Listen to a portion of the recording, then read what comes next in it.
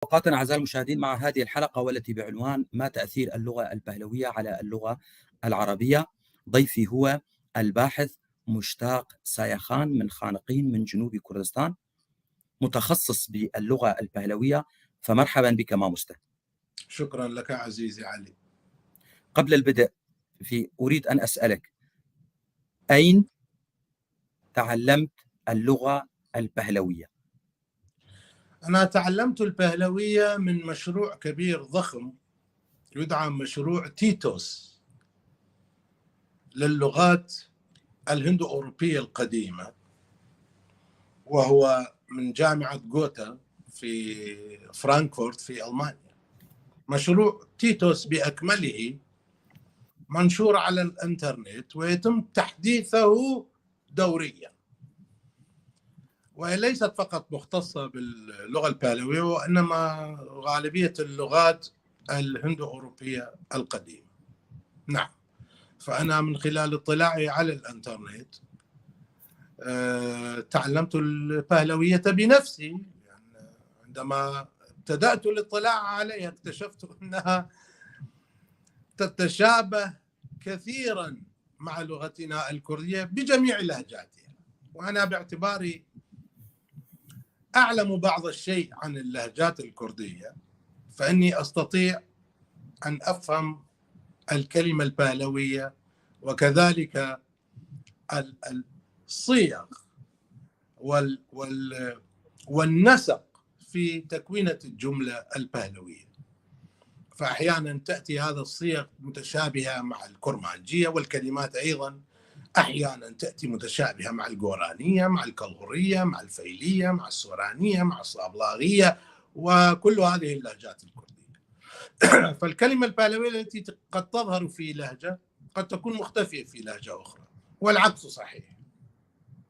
ولكن أنا هنا أتبع مدرسة وطنية في تأويل اللغة البهلوية. ماذا تعني المدرسة الوطنية الكردية في تأويل اللغة البهلوية؟ وهو أنه لو كردي واحد، لو عشيرة كردية، لو قرية كردية واحدة تنطق كلمة كردية اليوم أينما كانت في كردستان، وتطابقت هذه الكلمة مع اللغة البهلوية، فإن هذه اللغة، هذه الكلمة الكردية المنفردة، أنا أتعامل معها وأعتبرها حبلا يوصلني مع اللغة البهلوية. على سبيل المثال، الكرمان يقولون أز لأنا، بمعنى أنا في حالة رفع فاعل، بينما باقي الكرد يقولون من بمعنى أنا. وفي اللغة البهلوية يستخدمون الصيغتين، ولكن أز تأتي أيضا بمعنى أنا في حالة رفع فاعل، ومن تأتي في حالة منصوبة، في حالة منصوبة. مثلا يقولون أز مشتاق، أنا مشتاق، ولكن يقولون مثلا روي من وجهي مثلا، أو دستي من، في اللغة البهلوية هذه وليست بالكردية، على سبيل المثال للحصر. نعم. نحن الكرماج أيضا نقولون روي من، دستي من، شاهي نعم. من. بالضبط. طيب أستاذ مشتاق، مشروع تيتوس موجود في الانترنت بأي نعم. لغة تعلمتها؟ الإنجليزية. إذا لم تكن تتقن اللغة الإنجليزية فالتبحر في موقع تيتوس سيكون صعبا جدا عليك. يجب أن تمتلك إنجليزية ممتازة لكي تستطيع التبحر في موقع تيتوس. في قسم هم يصنفون اللغة البهلوية على صنفين: البهلوية الأشكانية وهي القديمة، البارثية يسمونها بارثيم، ثم الساسانية. نعم. طيب هذا يعني أن لغتك الإنجليزية أكثر من جيدة، لذلك عن طريقها نعم. تعلمت البهلوية.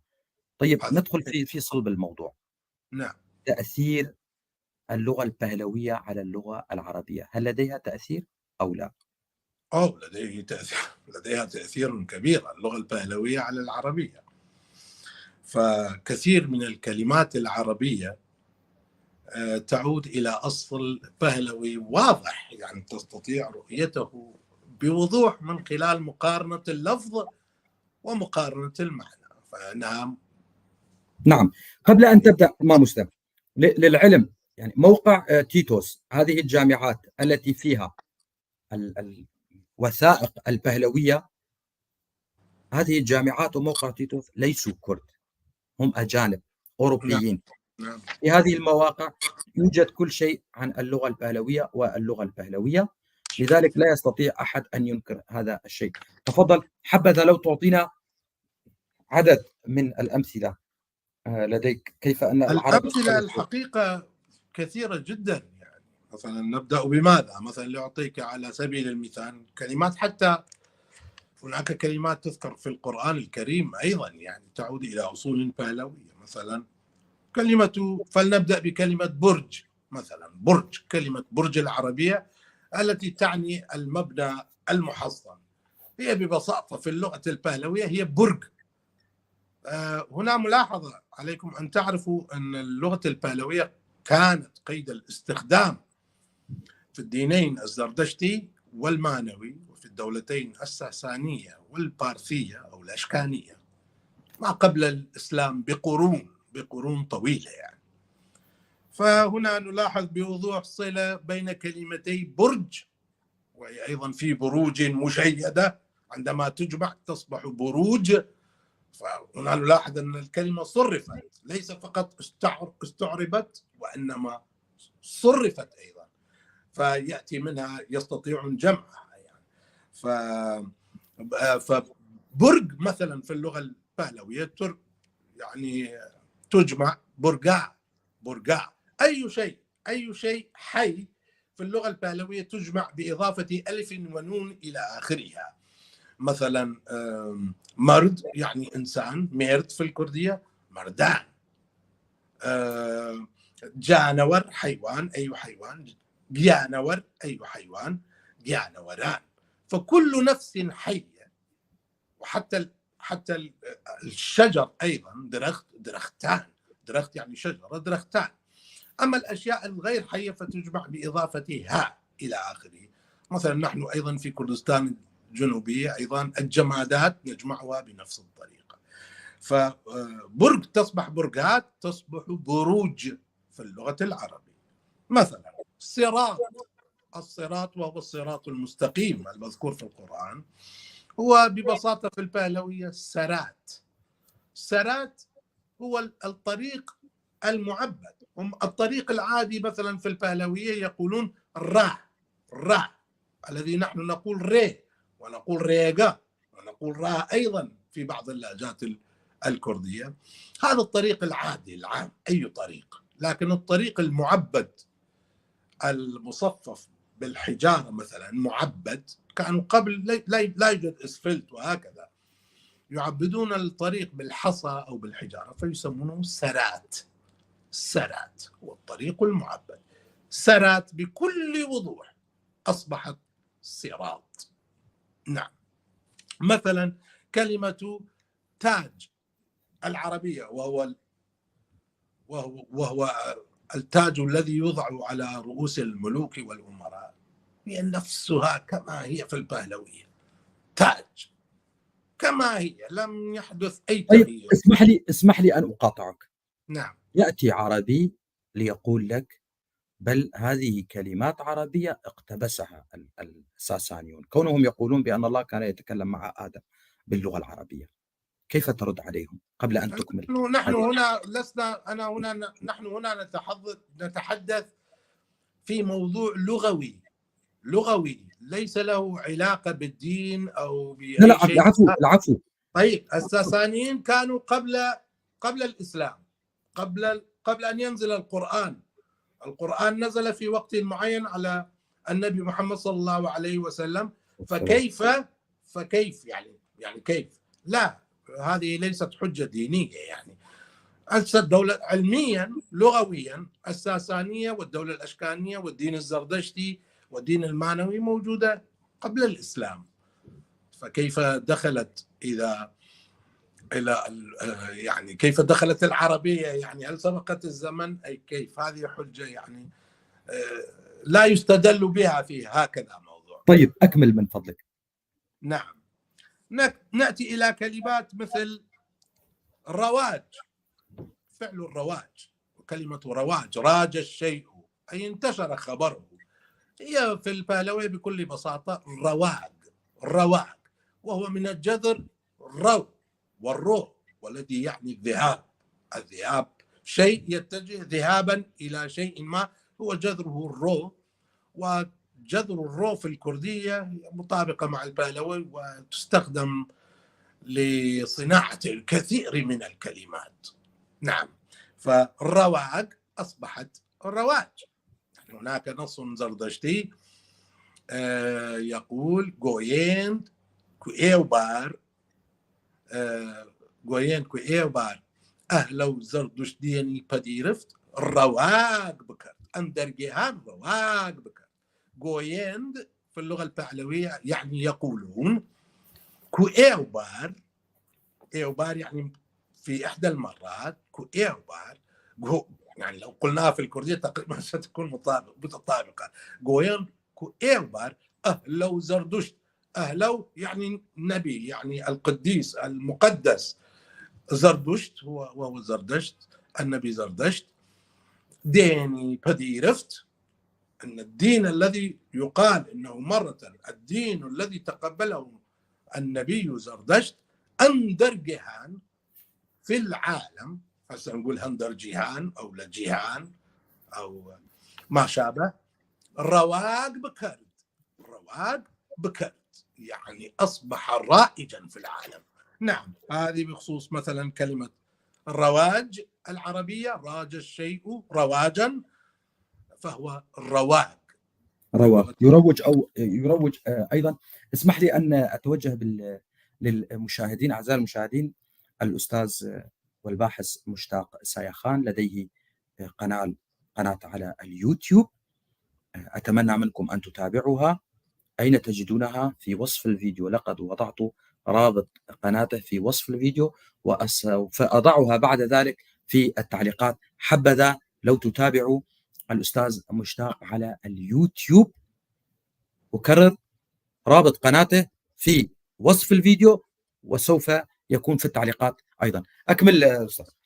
طبعا بداية أعزائي المشاهدين، قناتي على اليوتيوب لا زالت جديدة، فهي متواضعة نوعا ما، لكنني أنوي أن في المستقبل القريب جدا أن أطور قناتي، فأضع دروسا باللغة البهلوية والتاريخ الكردي عموما، باللغات العربية والكردية والإنجليزية والفارسية أيضا. نعم، كلمات مثل الزمهرير، فنرى هنا المقطع الأول من زمهرير، وهي الزمهرير في العربية تعني البرد الشديد، وهي مذكورة في القرآن بردا ولا زمهريرا، فهي زم في اللغة البهلوية. الزم هو البرد القارس في اللغة البهلوية، ولهذا الكرد يقولون للشتاء زمستان أو زستان.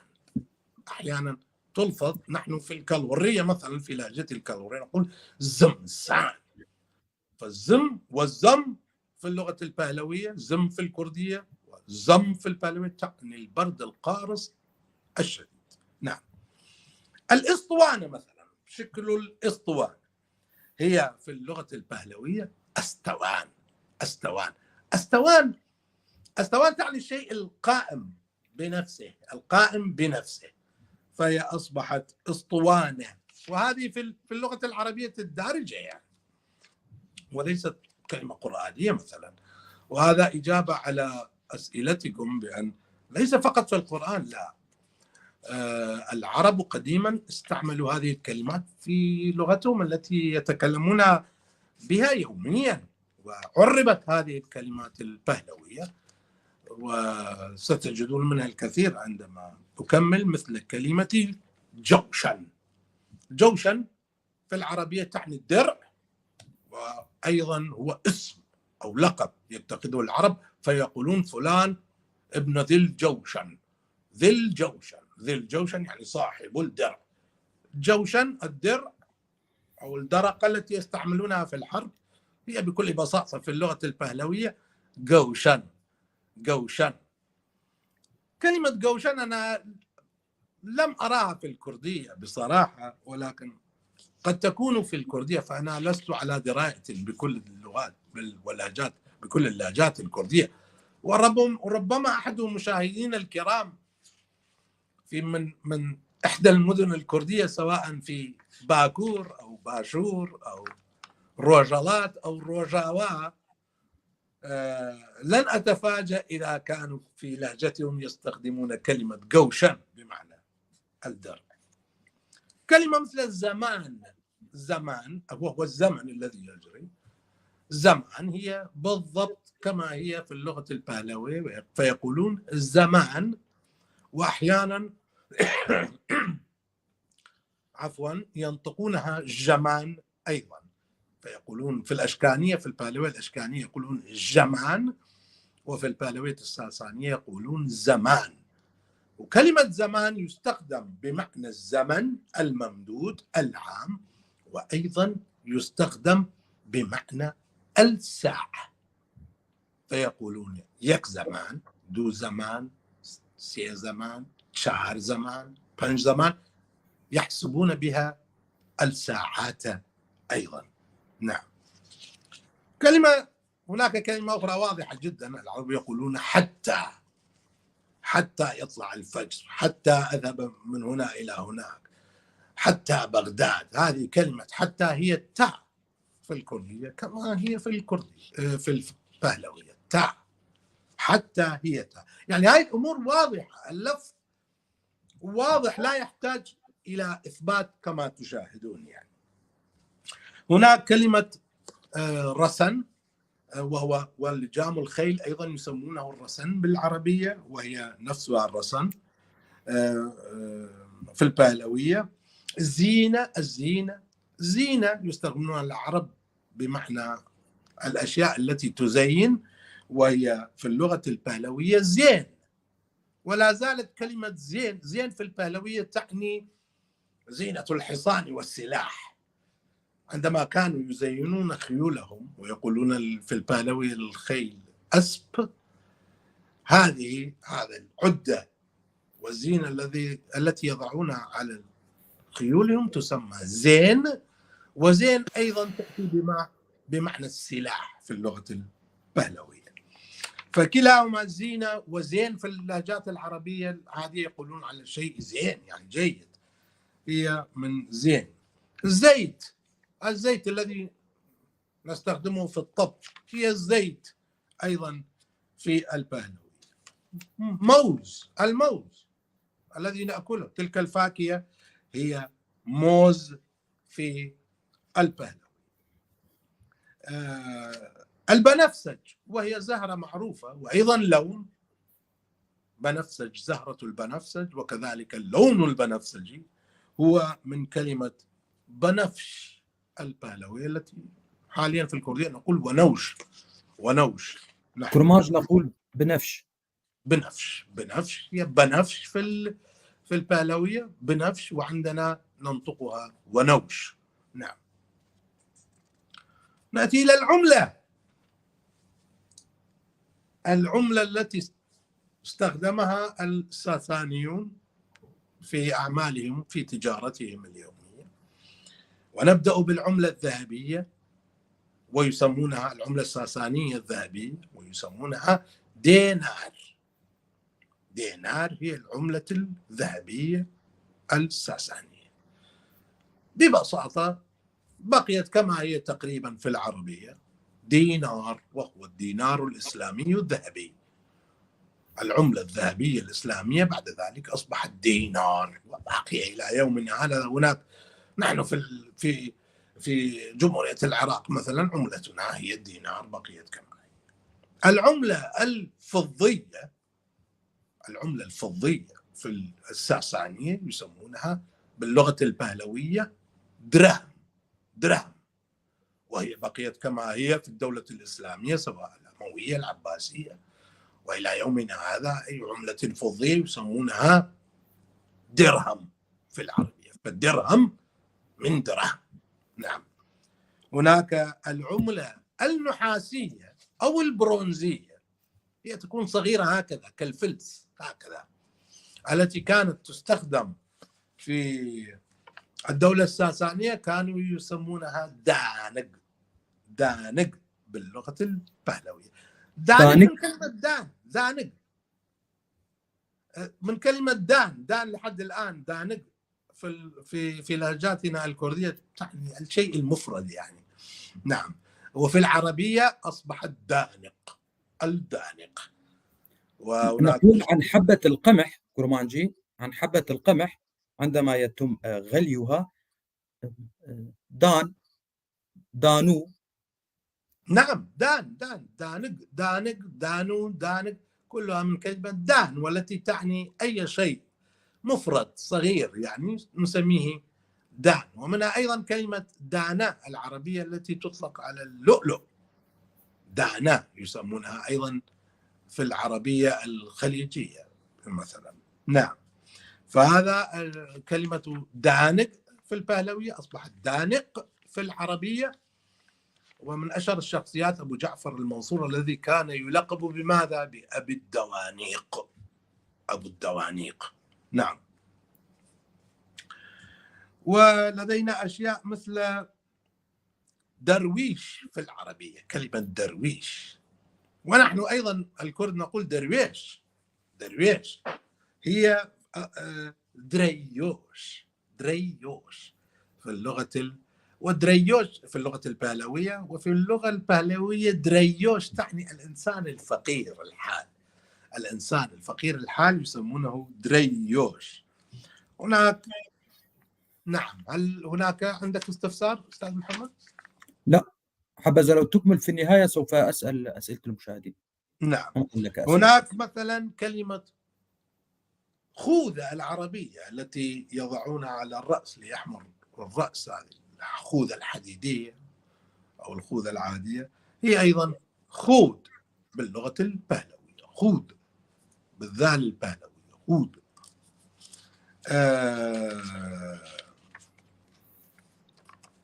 نأتي إلى أسماء بعض الحيوانات، مثلا الفيل، حيوان الفيل، ذلك الحيوان الكبير العظيم، هي بكل بساطة في اللغة البهلوية هي بيل، بيل في اللغة البهلوية. ولا زلنا يعني في لهجاتنا الجنوبية في كردستان الجنوبية يقولون بيل ولا يقولون فيل. نعم. طاووس، الطاووس تسمى تاوس، الطاووس يسمى تاوس. والتاوس هي من كلمة تاو، تاو التي تعني في أحيان كثيرة الشمس نفسها. طاف، طاف. نعم، تاوس. لهذا تاوس مثلا مبجل أشعة الشمس نقول عنها طاف. تاو. نعم، تاوس، لأنهم كانوا يعتقدون في الديانة الزردشتية وفي الديانة المعنوية وفي المثرائية القديمة أن الطاووس هم ملائكة، ملائكة تنزل من السماء وتظهر بهذا الشكل العجيب الغريب، هذه الألوان.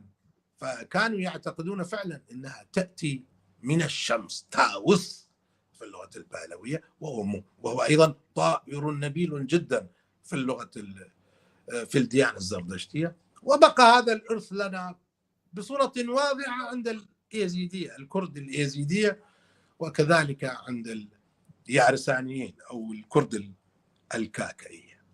نعم. كلمات مثل جند، الجند وهم العسكر في اللغة العربية، هي بكل بساطة جند في اللغة البهلوية. وتظهر كثيرا كلمة جند. جند هو معسكر الجيش، الجيش عندما يعسكر يسمى بجند. والكلمة لا زالت حية عندنا في اللغة الكردية على هيئة جند. نقول للقرية في كثير من اللهجات الكردية جند. نعم. مثلا كلمات مثل دفتر، دفتر أي شيء، أي ورق بين دفتين مجلدتين تسمى دفتر في اللغة البهلوية. وهناك كلمة دين نفسها، وهنا نتوقف قليلا.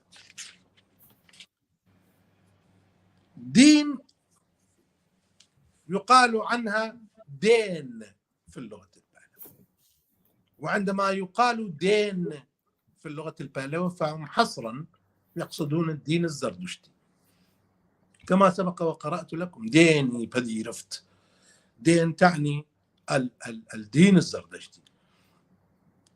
هناك آراء تقول أن كلمة دين البهلوية اقتسبتها من الآرامية، ففي الآرامية هي أيضا دين، ولكن أنا شخصيا لم أطلع على ذلك بعد، فيستطيعون. ولكن كلمة دين موجودة في اللغة البهلوية، وربما تكون قد دخلت إلى العربية من البهلوية، فإذا كانت موجودة بالآرامية ربما تكون دخلت من الآرامية أو البهلوية. ولكن على حد علمي حاليا أن كلمة دين دخلت إلى العربية من اللغة البهلوية. دين دهقان وهو رئيس القرية، هي دهقان في اللغة البهلوية. ده يعني في اللغة البهلوية ده يعني القرية، وهي لا زالت حية في لغتنا الكردية على شكل ده، فنقول عن القرية ده، نقول ده، نقول آوائي، نقول آبادي، نقول جند، هاي كلها معاني للقرية أو للبلدة. نعم. وهناك مثلا كلمة دستور في العربية، دستور هي من كلمة دستور، دستور في اللغة البهلوية.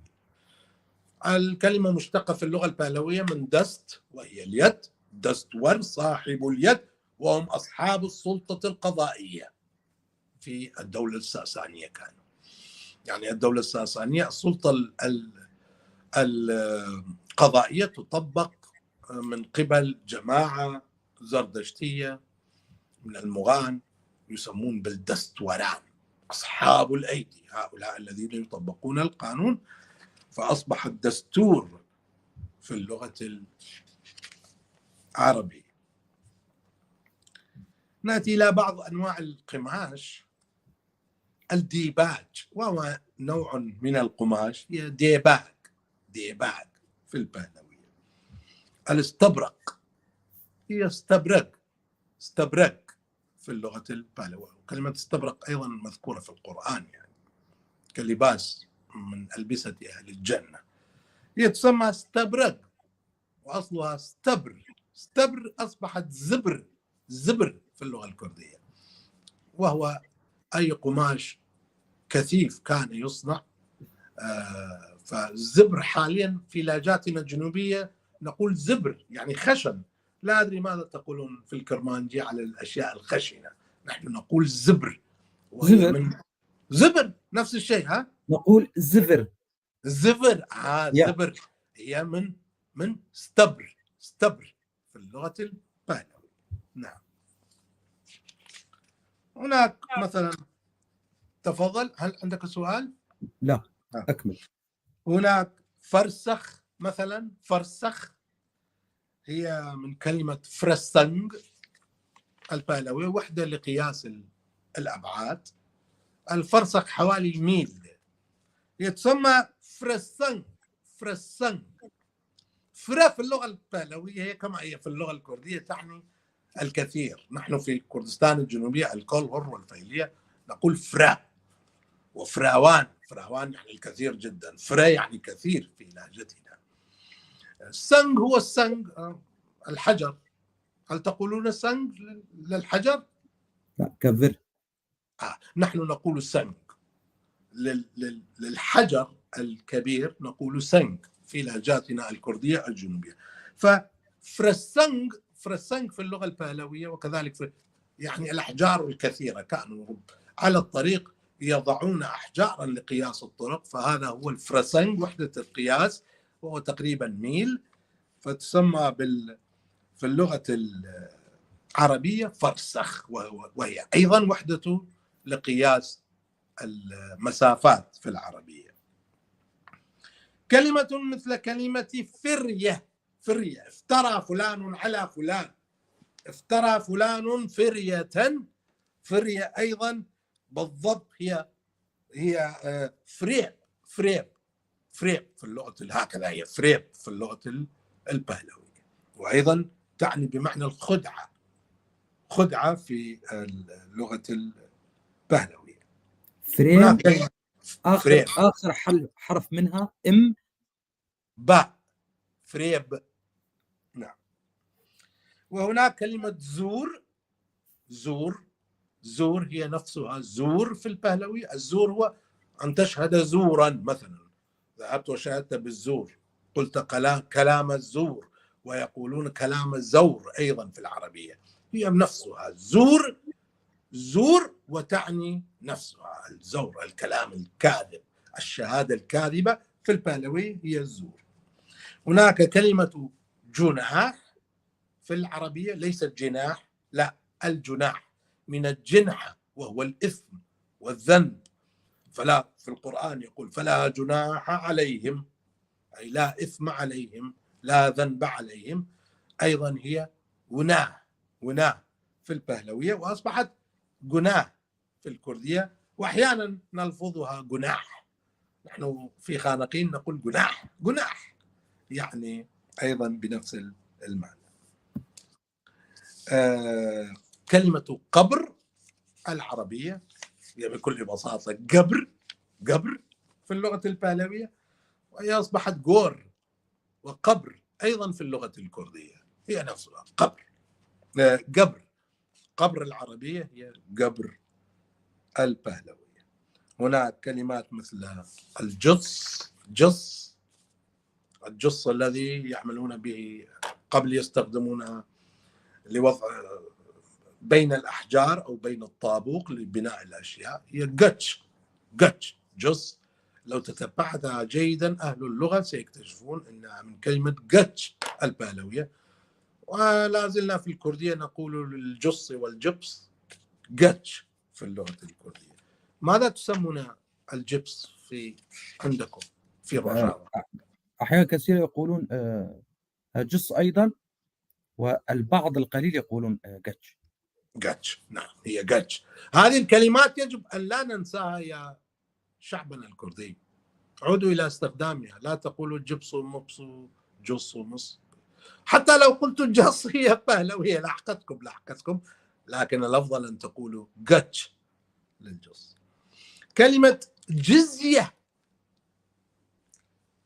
الجزية في اللغة العربية، وهي الضريبة التي يدفعها من هم على غير الإسلام، والتي تسمى بالجزية، هي جزي دق في اللغة، في اللغة البهلوية. نعم. كلمة جاموس، وهو نوع يشبه الأبقار يعيش في الماء، الجاموس، وببساطة قاوميش في اللغة البهلوية، ولا زلنا نحن الكرد نقول قاوميش. نأتي إلى بعض الأنواع الطعام.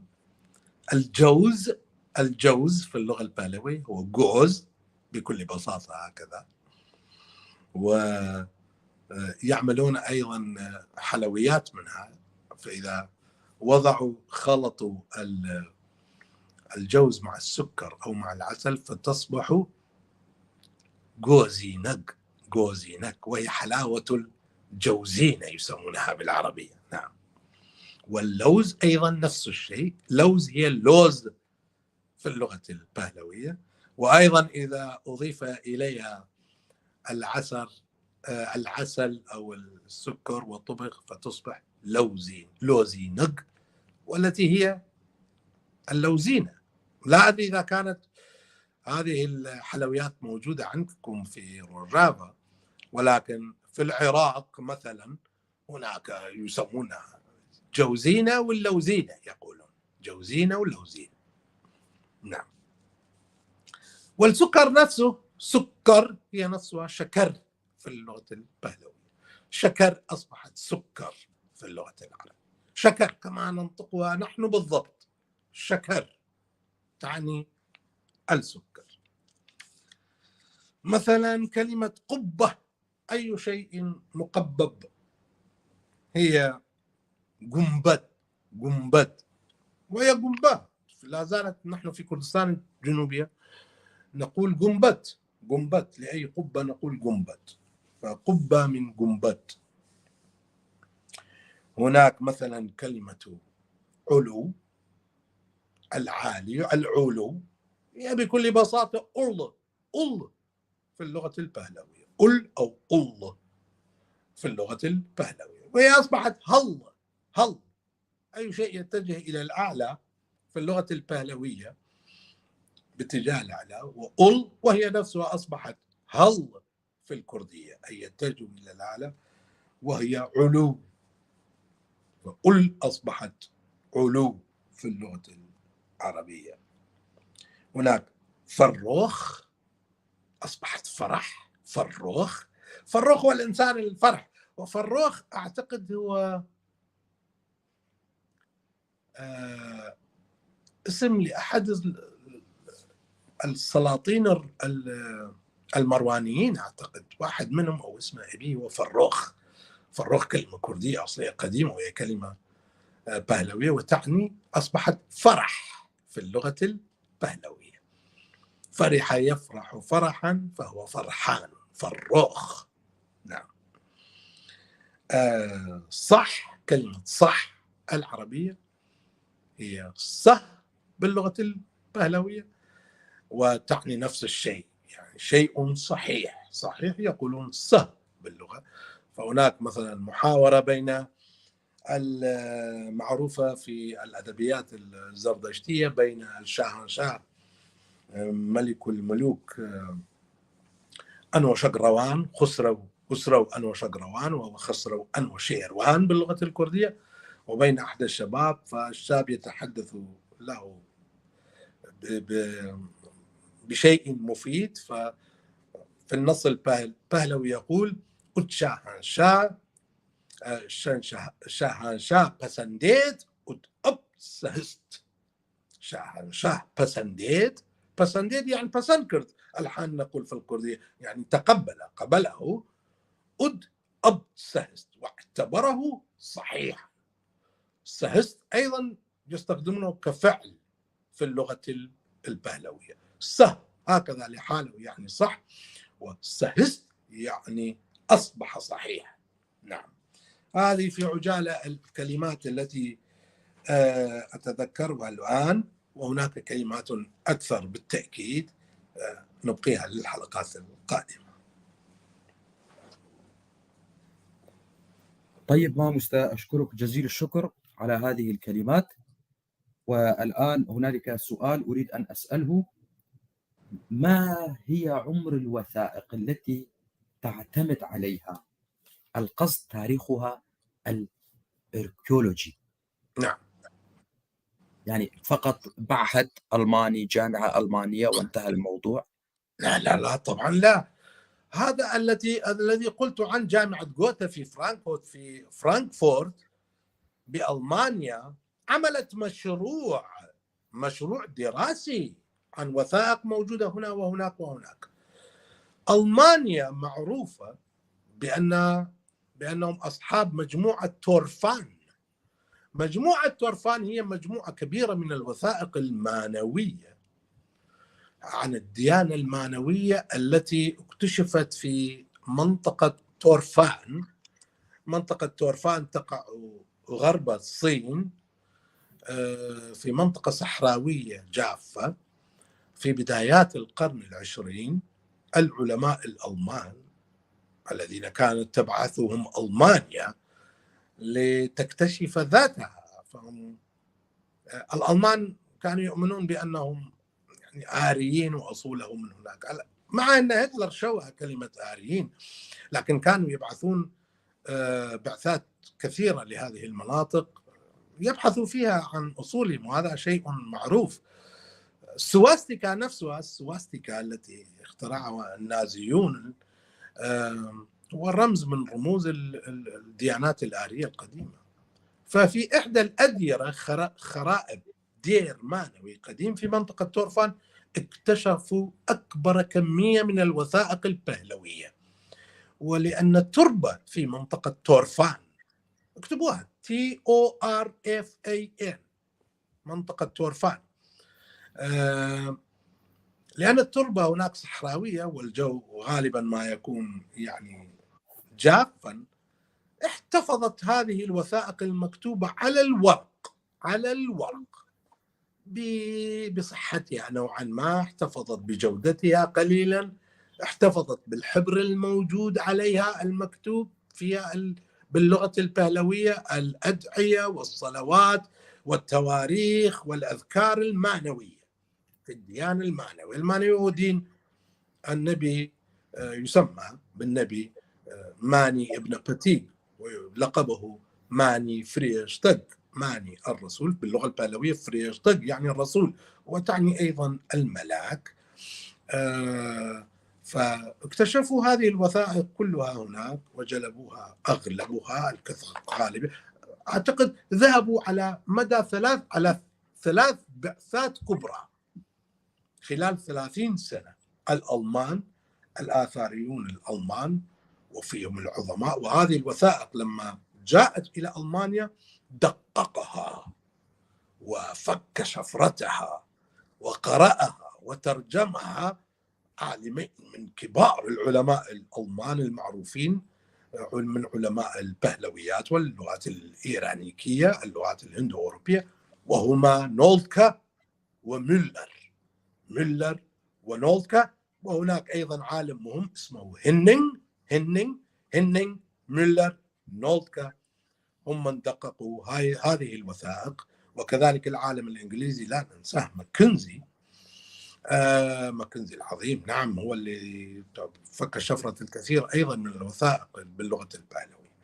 فهم عندما دققوها وبأساليبهم العلمية يقولون إنها من القرن الثاني والثالث الميلادي، القرن الثاني والثالث الميلادي. كذلك هم وسائلهم هاي أوراق هشة فككوها وهم حققوا فيها. نعم. طبعا لغة الديانة المعنوية هي نفسها البهلوية نعم، بقسميها. هناك وثائق مكتوبة عن الديانة المعنوية باللغة البهلوية الأشكانية أو البارثية وهي أقدم، وهناك وثائق مكتوبة بالساسانية بالبهلوية الساسانية.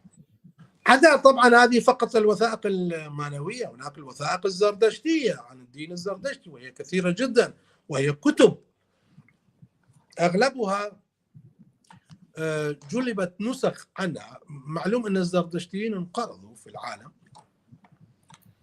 في مناطقهم الأصلية في كردستان وفي مناطق إيران شهر، بقوا في إيران شهر على هيئة قرى صغيرة في مناطق يزد، في مناطق كرمان، بقوا على زردشتيتهم. معظم الزردشتية والمانية تحولوا، الزردشتية تحولت إلى الأديان الكردية الحالية، اليارسانية مثلا، الإيزيدية مثلا، تخطوا نوعا ما بستار الإسلام، فاختلطت المبادئ والشريعة الزردشتية والمعنوية، خلطوها مع الإسلام لينتجوا الديانة اليارسانية التي لا زالت باقية في جبال زاغروس عندنا نحن الكرد ومحفوظ.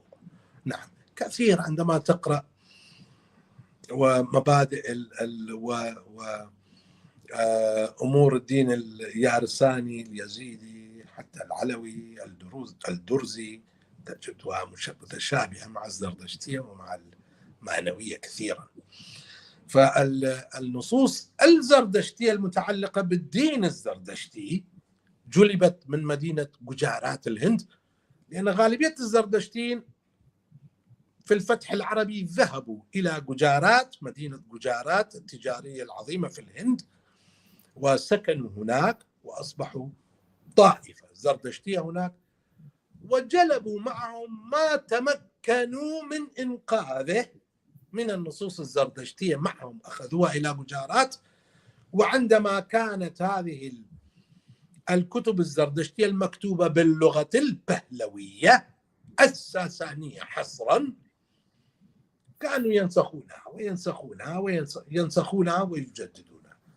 هذه النسخ جلبها البريطانيون خاصة من نسخا عنها من جزارات الهند، وأيضا ذهبت إلى مراكز البحث البريطانية خاصة، وأيضا تم فك التشفير عن اللغة واللهجة البهلوية المستخدمة هنا، لأنها تستخدم بخط مختلف. انتبهوا هنا، النصوص الزردشتية تكتب بخط بهلوي مختلف عن النصوص الماذا؟ المانوية. المانوية يكتبون بخط بهلوي مختلف عن الخط الذي يستخدمه من؟ الزردشتيون، مع أن اللغة هي نفسها تماما، مثل ما السوران نحن الآن في كردستان الجنوبية والكرد في روجالات يستخدمون الأبجدية العربية، بينما في روجاوا وفي باكور يستخدمون الأبجدية اللاتينية. هكذا هي النصوص المعنوية تستخدم خط مختلف عن الخط المستخدم في الديانة الزردشتية، مع أن اللغة هي نفسها اللغة البهلوية.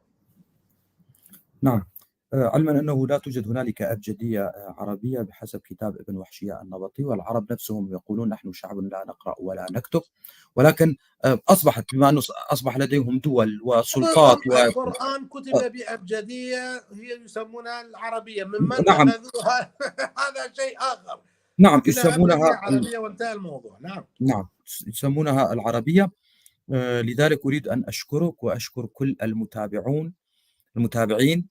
زور سباس ما مسته صرت شاوي من سباس ذلك، وشكرا لمتابعينا الأعزاء أيضا على مشاهدتنا واللقاء معنا في هذا اليوم.